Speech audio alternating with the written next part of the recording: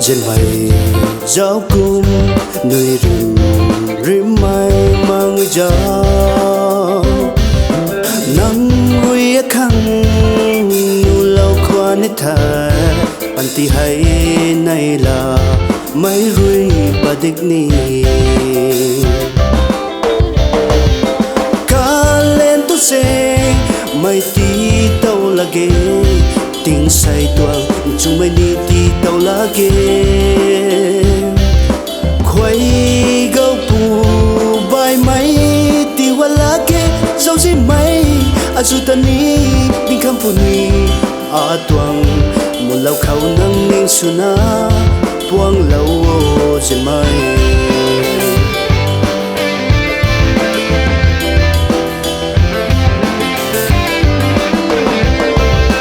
gai mai ruina pa dik kan mai pui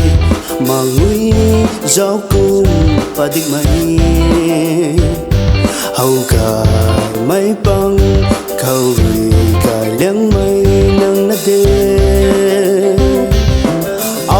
lung ninh khâu cùng liang mây nâng nát đê pan tingan nang ta cũng na xiên bầm ni cá lên tu xe mây tí tàu là ghê tiếng say tuang chúng mày đi tí tàu là ghê quay gấu bù bài máy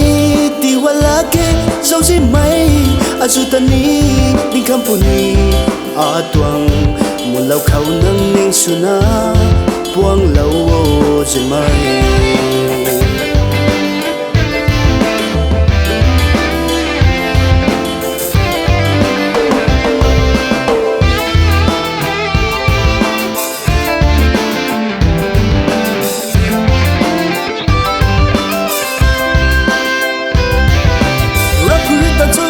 đâm lao quay cả con cá ga nai mày bùi suna nắng lát xa nâng lưu xuân quay mày quay ta tin ba lao ngâm mê dấu biên tuy là cái nan tuôn theo ta lu muốn đi theo ác khăn suna a say rui cá lên tu xe mày tí tàu là ghê tiếng say tuang chúng mày đi tí tàu là ghê quay gấu bù bài máy ti qua lá ghê dấu gì mày azu tani bin kampuni a tuang một lâu khâu nâng ninh suna buông lâu trên mây